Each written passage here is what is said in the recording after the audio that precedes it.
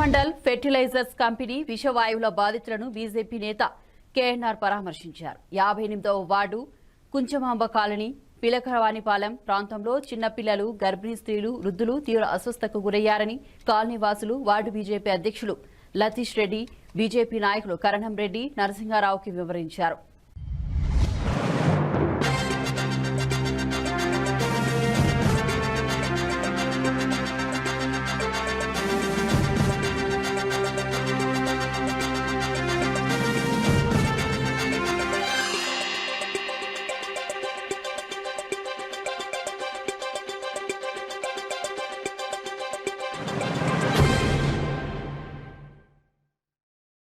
ఈ సందర్భంగా కేఎన్ఆర్ మాట్లాడుతూ జనవాసాల మధ్య నుండి కోరమండల్ ఫెర్టిలైజర్స్ కంపెనీని వెంటనే దూర ప్రాంతానికి తరలించాలని అన్నారు.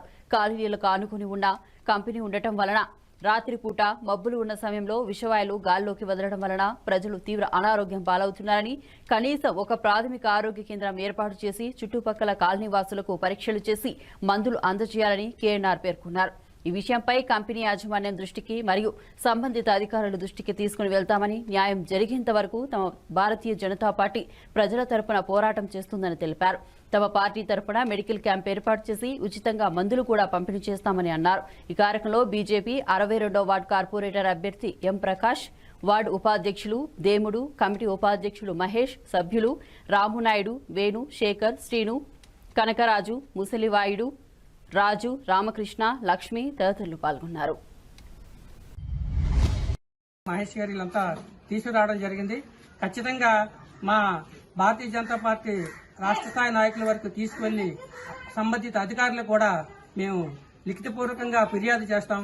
వాళ్ళు నెల రోజుల్లోపు ఈ సమస్య పరిష్కారం కృషి చేయకపోతే ఖచ్చితంగా మేము ధర్నా చేసి ఈ సమస్య పరిష్కారం అయ్యేంత వరకు ఈ చుట్టుపక్కల గ్రామాల ప్రజలందరికీ న్యాయం జరిగే వరకు మేము పోరాడతామని ఈ సందర్భంగా తెలియజేస్తాం.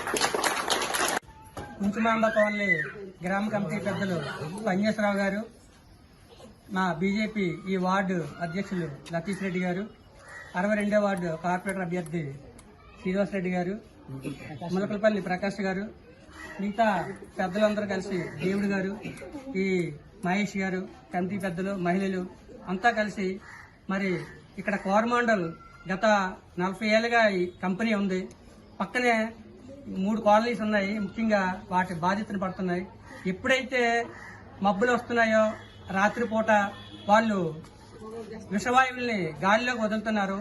దానివల్ల చిన్నపిల్లలకి, గర్భిణీ స్త్రీలకి, పెద్దవాళ్ళకి ఊపిరి ఆడటం లేదు. వాళ్ళకి ఒంటిపై పొక్కులు కూడా వస్తున్నాయి. ఇప్పుడు పిల్లలు కూడా చూడడం జరిగింది. చాలా దారుణమైన పరిస్థితి. అంత పెద్ద కంపెనీ కోరమండల్ ఫెర్టిలైజర్స్ పెట్టుకుని చిన్న హాస్పిటల్ కూడా పెట్టలేదు. ఎమర్జెన్సీ అయితే వీళ్ళ పరిస్థితి ఏంటి?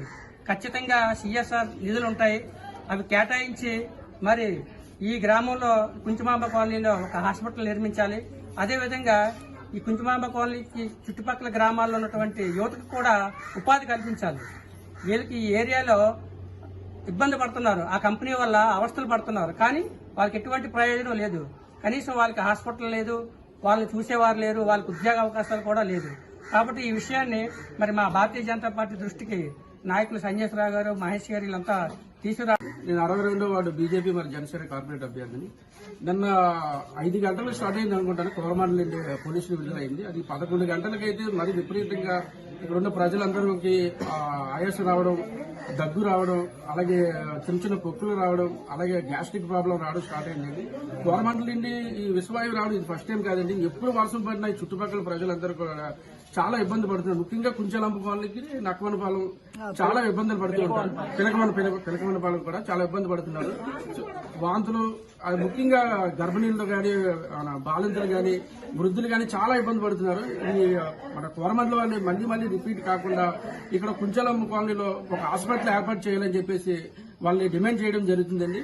అదేవిధంగా గవర్నమెంట్ ని మరియు పోలీస్ డిపార్ట్మెంట్ ని మన కోరమండలం వాళ్ళని ఇటువంటి రిపీట్ కాకుండా చర్యలు తీసుకోవాల్సిందిగా కోరుచున్నాను.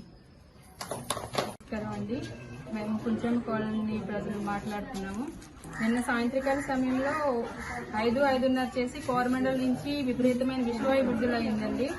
దాన్ని బట్టి అది వచ్చిన కొద్ది క్షణాలు ఇక్కడ జనాలంతా కూడా ఊపిరి ఆడక ఉక్కిరిబిక్కిరయ్యి చాలా ఇబ్బందులు పడి ఇంట్లో నుంచి ఏం జరిగిందో తెలియక భయంతో మేము పరుగులెత్తడం ప్రారంభించాం అసలు ఏం జరిగింది అనేది. ఎందుకంటే పిల్లలు కొంచెం పెద్దవాళ్ళ మీద తట్టుకోగలుగుతున్నాం కానీ పిల్లలైతే ఊపిరాడక చాలా ఇబ్బందులు పాల్పడ్డారు.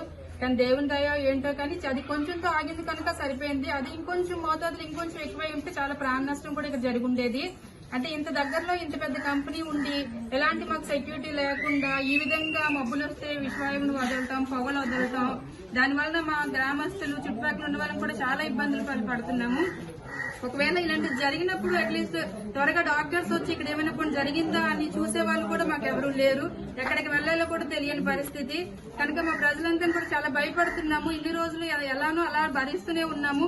కానీ ఒకటిగా అలాగ పొల్యూషన్ ఎక్కువయ్యి, అనారోగ్యాలు ఎక్కువయ్యి, రోగాలు ఎక్కువ అవుతున్నాయి. మాకు ఎలాంటి సెక్యూరిటీ ఇక్కడ లేదు, ఎలాంటి హాస్పిటల్స్ కూడా లేవు మాకు. కనుక మా కోసం మీరు నిజంగా ప్రతి విషయంలో కూడా మాకు తోడుగా ఎంతగానో ఉంటున్నారు కేఎన్ఆర్ సార్ గారు. ఈ విషయంలో కూడా నిజంగా ఎక్కడో ఉన్నప్పటికీ కూడా మళ్ళా మాకు ఇలా జరిగింది అనగానే పరిగెత్తుకుని రావటం, నిజంగా దాన్ని బట్టి మేము ధన్యవాదాలు తెలుస్తున్నామండి దానికి.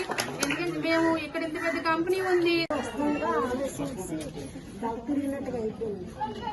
అదే రాజకీయ చేస్తుంది ఇప్పుడు వస్తుంది ఆవేశం వచ్చి కంపెనీ పోవాలి అబ్బిని పోవాలి చెప్పు. సాయంత్రం 5 గంటలకు పోగలిగారండి. ఆ వాసు చూసాం, పొగ్గావలా వదిలేసారు అనుకున్నాం కానీ ట్యాంకి పేరుకొని ఎంత వాసన వస్తున్నారు అనుకోండి. ఆ తర్వాత అక్కడికి 1 గంట 2 గంటలు పోగానే ఆవేశం వచ్చేసింది. ఆవేశంతో వెయ్యాలి ఎంతో బాధపడుతున్నాను. ఈ ఆవేశం ఎప్పుడు రాంది ఇలాగ ఆవేశం వచ్చేస్తుంది అనేసి అప్పటికప్పుడు ఎక్కడ కూకోలేను, తొమ్మలేను, లేకలేను. అలాగే ఇక్కడ గొడవ కూడా జరుగుతుంది రాత్రి. నాకు అక్కడ ఇంట్లో ఆవేశము నేను చూస్తాను. ఆ టైంలో లెగిసి నేను వేడి నీళ్ళు పెట్టుకొని కొద్దిగా నిమ్మకాయ బట్టలు కలుపుకొని అప్పుడు తాగితే అప్పుడు కొద్దిగా ఆవేశం కలిగింది. అప్పుడు ఇప్పుడు ఆవేశం ఉంటుంది. ఇంకా నాకు మాట్లాడడానికి ఇంకా ఓపిక లేదు, అంత ఆవేశమే ఉంటుంది అసలు. ఈ భగవాన్ మీద దయచేసి కొద్దిగా కలిసి పోరాడదాం ఖచ్చితంగా. పొల్యూషన్ వాటర్ వాళ్ళని 2-3 సార్లు తీర్చినప్పుడు గుడ్డ పెట్టుకున్నాడు. రాత్రి పిల్లలు జ్వరం వచ్చి ఆ దగ్గర వచ్చింది ఆవేశం వచ్చేస్తుందండి. ఈ పొగ మూలనే ఇప్పుడు ఇప్పటికీ ఇదందమ్మా తగ్గింది ఆవేశం.